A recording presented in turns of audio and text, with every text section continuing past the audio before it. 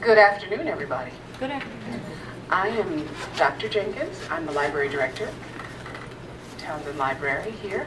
And this is the second day of our poetry series.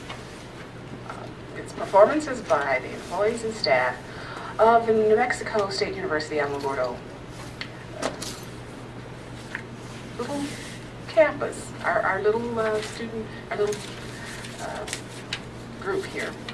So what will happen today, just as the other days, our readers will come up, introduce themselves, tell you a little bit about why they're writing poetry. But to start off today, to give us an anchor point, I'm going to give you the encyclopedia definition of poetry. It's literature that evokes a concentrated imaginative awareness of experience or a specific emotional response through language chosen and arranged for its meaning, sound, and rhythm. What I'd like to do is tell you what another poet had to say. I'm taking my quotes from a companion book to Bill Moyer's series, The Language of Life. It's the 1988 companion to the Dodge Poetry Festival. That's held every 2 years, even numbered years. It's in Newark, New Jersey. And this year, I thought I'd tell you this in case if you like to attend. It's going to be October 23rd to the 26th at the New Jersey Performing Arts Center, Newark, New Jersey. So Robert Bly, who is one of the people that Bill Moyers interviewed, was asked this question: what does it take to get the truth of experience as you do? What does it take to be a poet? And Mr. Bly replied, I don't know. Some students asked me yesterday how I began to write poetry. I didn't know what to say. I said, well, I fell in love with a woman who wrote poetry, so I tried to write some to impress her. I added, it didn't do any good. But when I wrote down that first poem, I was surprised to find something on the page that I hadn't intended to put there. It's as if we have one person who does well, and that person's okay, he passes exams, but also we have a second person who is much smarter and wiser and more subtle. That one will slip an image in when you're composing. I was surprised to see that person, whom I didn't really know, present on the page, setting down something I hadn't really intended to say. I think writing poetry is a matter of agreeing that you have these two people inside every day. You set aside time to be with that subtle person who has funny little ideas, who's probably in touch with children, who can say surprising things.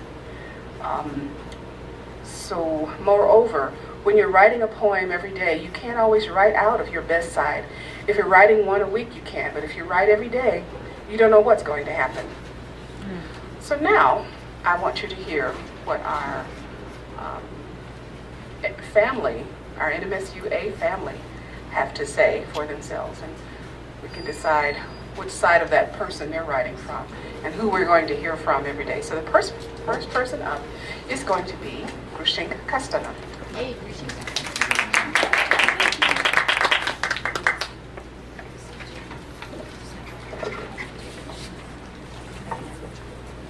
Hello, I'm Grushenka Castellan. I am a recent returnee from the Northwest, and I really liked the idea of, when you were reading Robert Bly, of surprise, because to me that's one of the best things about writing poetry, is you start off maybe with an idea. Most often I start off with an image or a short line that somehow captures, a short line that I read somewhere that captures my attention. And if things work out, I get surprised. And so those are really the best moments of writing for me, is when those surprises happen. So I'm going to read 3 different poems today. A lot of times I write in response to things that I'm reading. And this kind of came after I was reading Jane Hirschfield. And she had some poems that were just about prepositions, like if or to. And I loved that. I love that. This isn't quite a long, I mean, it's inspired by some of that, I guess. It's called Subject Verb. Perhaps it is not enough to be the subject of our own lives, the noun, inert and unknowing. What is the thrust forward if not a verb? An action through which the noun becomes alive and therefore more interesting. The noun is heavy, a paperweight, useless until it holds the stack of papers in place. The hand and foot mere objects until the blood flows through from the beating heart, which is also a noun, despite the bumper stickers and 5th grade love letters that read, "I heart you." Everything relies, even this sentence, on motion, without which we are dead. That is itself a destination, depending on your belief. They too being subject, and nothing until verb creates, as God did in the beginning, making from nothing something.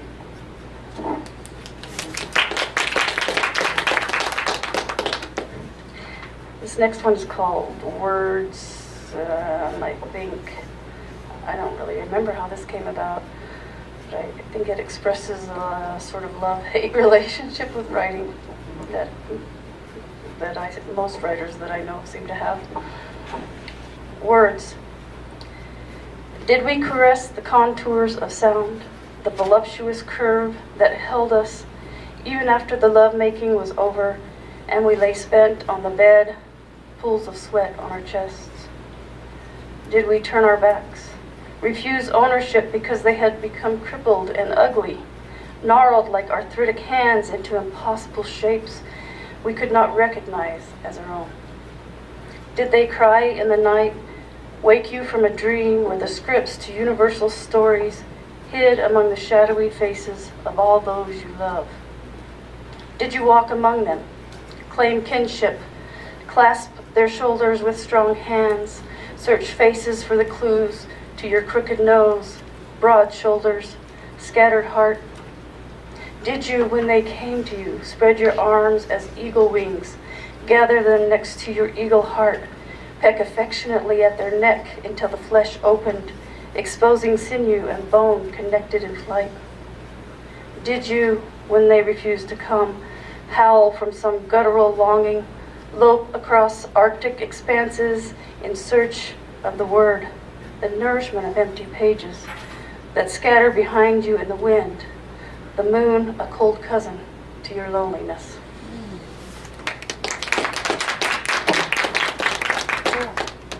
This is an older poem that I wrote actually the last time I was here in 2006, and it's about, I've forgotten, but the walk that's kind of behind here when they have all the plants labeled, and I'd never been on it, and so I took my, at that time, 7-year-old daughter with me on that walk, and this is just kind of that experience. For Ciara, age 7. That's where you look for water, should the streams run dry, I say, pointing to a barrel cactus, fat and prickly, tucked into a little hump of dirt. In the spring, the ocotillo and yucca bloom, burnt orange and white flowers, delicate against the savage blue sky. The sotol's appendages twist as they grow from the center, barbed on all sides. The banana yucca's spines lay flat and wide, stalks striated by white papyrus that crumbles in our hands. I name them all for her, their names dry on my tongue. Her pen scrawls first-grade penmanship across the page. I would give it all to her, the wide open sky, dry creek bed and mountain, the fruit beneath the thorns, the knowledge of thorns. Teach her the warning sound of a rattle among the rocks, the lusty howl of coyote, soft paw of rabbit shuffling through the underbrush. I would bequeath her this lonely heritage, the olive green of creosote, sweaty aroma of mesquite, the wind a whip, twining forgotten names into the landscape. Yes, I would give it all to her, name her goddess of the desert, crown her with thorns, her presence a song the moon sings every night. Thank you. I'm glad to be back.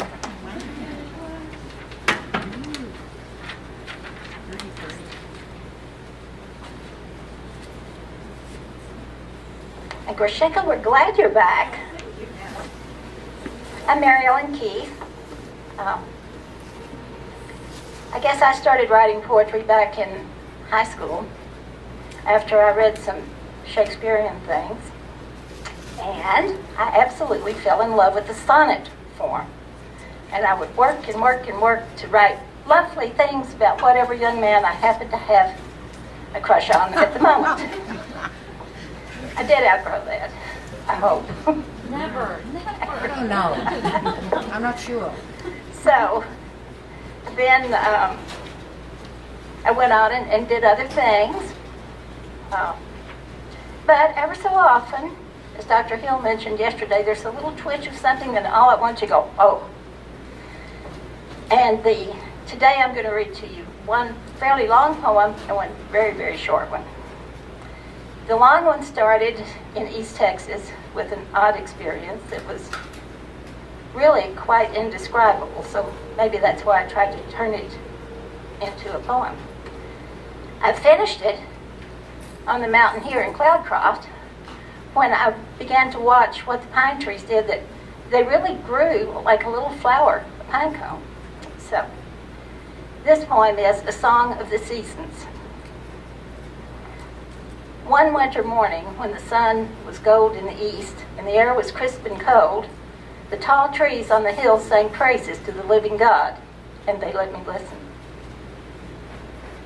In early spring, as the days grew longer, the sun smiled down on the forest and the pine trees stretched up toward the High Holy One, singing her praises and joy.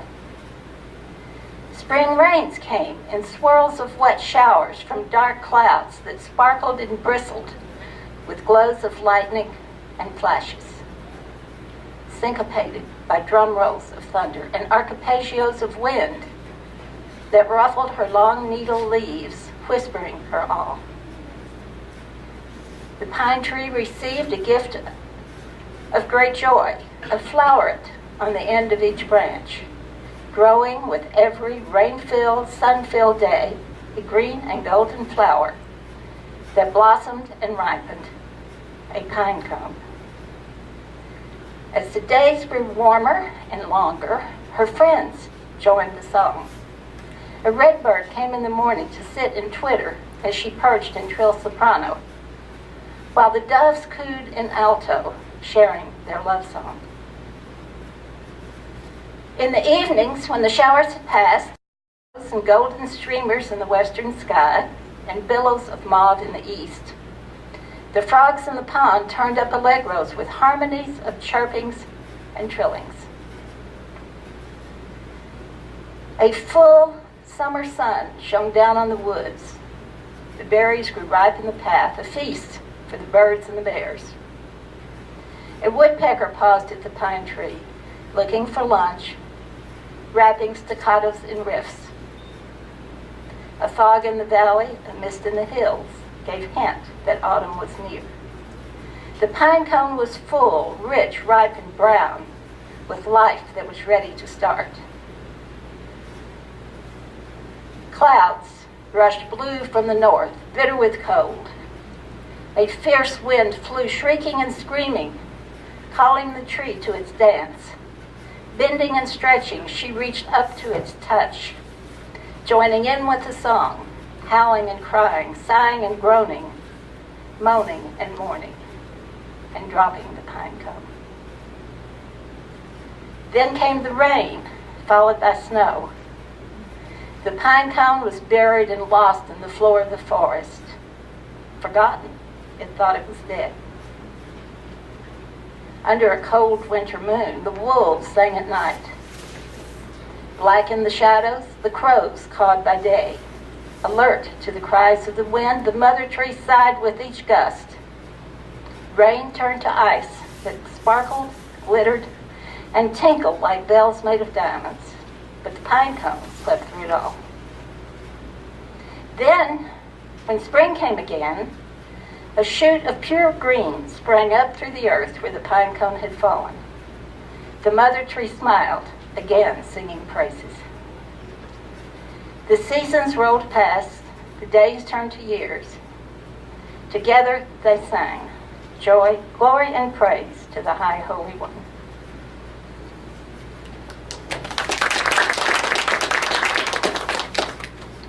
And the second poem that I'm going to share is not one that I wrote, but it's one I got in an email from my daughter. So it kind of fit that last verse. And what she says is that this just came to her, and it is an inspiration for what she hopes will become a novel.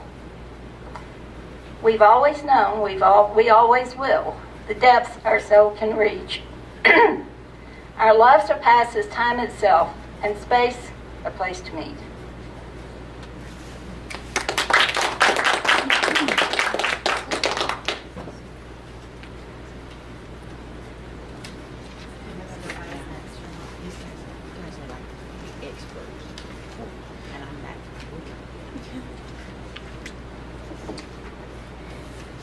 So is this the right position? Is this appropriate? Well, no, this is intimidating. I know it is. When you're a midget, you have to make it down here. So Mary Ellen has preset it. I just wanted to make sure that it was the right spot. Okay. You're not a midget. So first, I just want to thank Dr. Jenkins, our most awesome library director, for hosting Poetry Week. It's very cool. And she is most awesome. She requested our poems in advance, and I sent them off, and I couldn't find the sent mail, and I didn't remember which poems, and she instantly shot them back to me. So because I completely forgot what I had picked. Very efficient. So she's very on top of things, which is good. I'm not sure. I picked sort of, I don't know, dark poems. I don't know what I was thinking. They're feeling dark and they're not dark. The first one's not. I can't remember not writing poetry. So I don't really have any philosophy or statement about it. My parents collected them in little, bindings and thought they were just all that. I don't know where those are. That would be a fun history project. That would be cool. When we cleaned the house out, we didn't find those. But anyway, I don't remember not writing poetry. I know I work hard at creating images because I want to think about concepts in poetry. I don't really think about images, so that's hard work for me. I'm actually thinking about taking a drawing class because a colleague of mine told me that if I took an art class would help my writing, help me think more in terms of imagery. And so I've been, but then I have to overly intellectualize that also. The first poem that I'm going to read is about this book. It's History by Robert Lowell. It is a beautiful, these poems move me endlessly every time I re-study this text, but it's out of print. So you can't have this copy. I don't lend it out. I'm very proprietary of it. Keeping history. Keep an eye out for Lowell's history for me. No one seems to know it. It's poetry one eats slowly, or maybe it's more like sipping brandy after. And so she returned Lowell's history, placed the paperback on his desk, made too quickly that offhand remark about brandy, apologized for keeping it so long, half smiled, and now, he will not forget the history or the sonnet she spoke, equaling Lowell to good brandy. But she is brandy, history and duration, smooth and in the present tense. In dusty bookstores he browses, strolling from his wife back to the back, and in out-of-print stacks finds heaps of secrets, turns cloth over, fumbles with paper, makes a new mess.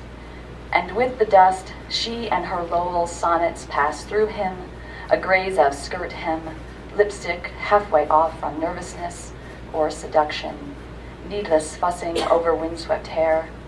Once fingers did touch. Petrarchan and useful, he keeps an eye out for sonnets she sipped like brandy.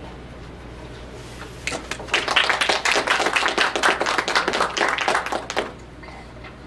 I had to blow up the font on this one to make sure I could read it all right. This is a food poem, which I also like to write food poems. But most of my poetry is really about sex, and so that's probably what this one's really about too. I don't know. Overanalyzing things. This is called Arc. The mind eats away reason. I have falsely believed the mind fostered insight. Simply washing forks and knives, packing lunch pails, putting butter on noodles, or not buttering the bread. These lead the way to reason. The mind will arc its pathway back through heart to body, twisting out of innuendo the hint I read that by chance you still want me. I will conjure those timely glances, the sweet breath of your yes, trembling lips upon mine. I will forget specifics and their subsequent rejection as I rebuild the icon I made of you. Seeing you stronger in my weakness, I will assemble puzzled pieces conveyed from mind and distilled in heart to ignite my body. And after longing for hours and hours of longing and forgetfulness, I will long to forget, when simply I should have asked, what can I eat without bread? Is it whistling? Am I talking too loud? I'm trying to talk softly. Usually I'm very loud. You're great. Okay, I'm having some reverb. That's why I'm Perfect. asking. Okay. My last poem is a serious attempt to work with extended metaphor, a serious attempt to get solid images and less analysis. I'm not sure that it was successful, but it's called Brush Fire. 1. A flaxen grassland swayed in a spring breeze. Believed to be blessed, it was left to thrive far from arduous toil. But jealous gods tabled and withheld rain one too many summers. A cigarette-thin pirouette of smoke rose unnoticed, smoldering beneath forgotten kindling, rising fever hushed within life's restless complacency, leaves charred ground black with heat's memory. 2. Analysis need not shudder at this silly musing. Fitful inferiority, there is but one truth. Dried twine and inveterate thicket await the touch of one hand. But it will not come. Embers will rage, furiously bend bracken low, and the swell of this heat's persistence shall send rabbits to scurry, blinded, thumping a seared paw behind. Relief has no residence here. 3. What emptiness swells out of the ash? What rage lies dormant beneath the pretense of a watchful nature? Any moment flint may strike, and sparks of diligent surveillance shall send off, send off, send off. 4. A cigarette-thin pirouette of smoke rises, unnoticed, smoldering beneath forgotten kindling, rising fever hushed within life's restless complacency, leaves charred ground black with heat's memory.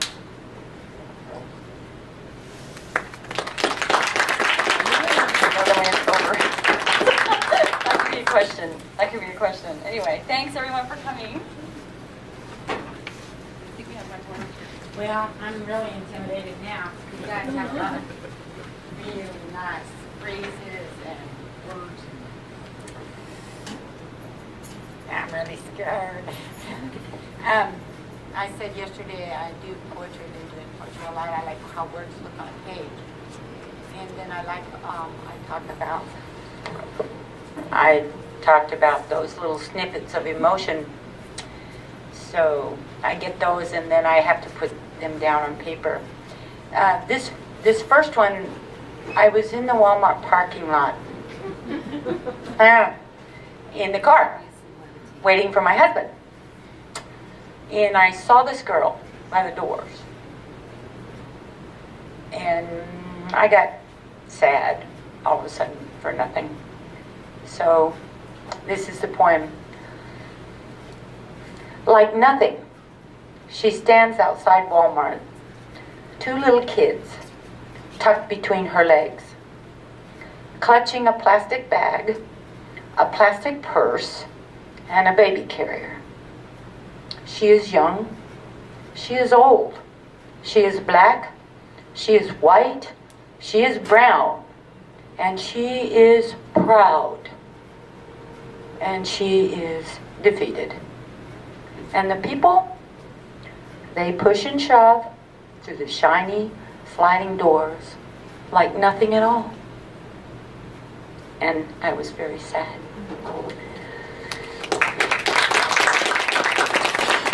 Now this one I got a little snippet of emotion. I went to this thing with all these powerful women. And they were all in their black power suits, you know what I mean? I don't have one of those. So I had this little moment of distaste and then sympathy. New woman, secure in her suit, confident in her college. She attends a power brunch, politely picking through precious pieces of pear, secretly seeking Slurpees and Samoas. She voices a learned opinion, effectively molding the essential elements, thinking them all to be thoughtless thugs. She exits the room of power, succinctly showing the success of her sex, wistfully wishing for warmer women.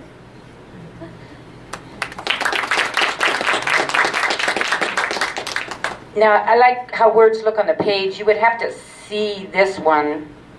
This I wrote just for fun. And it's called Do You Enjoy? Do you enjoy? Oh, this one came about. I was at a function on our patio out here, and I did something very mean. And the person next to me said, "You were mean." I said, "Yes." They said, "You enjoyed that?" I said, "Yes." And then I felt bad. Do you enjoy day after day, day after day, day after day? I hang my head and say, "You're no good. You're no good. You're no damn good." A friend leans in my ear and whispers, "Do you enjoy being pitiful? Do you enjoy being despicable? Do you enjoy being evil?" I raise my head up. I raise it up high and grin. "Why, yes," I say. "Yes, I do. Do enjoy being evil." Thank you for sharing. This is great. I'd like to see some students come.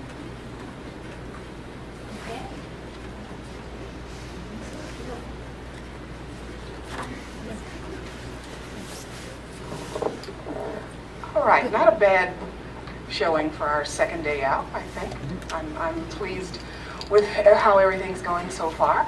We have one more day tomorrow at 12:15, and I want to really thank everybody for coming out today. I appreciate the poems, and partly I'm going to tell you this. I have not been a lover of poetry. I have not appreciated it.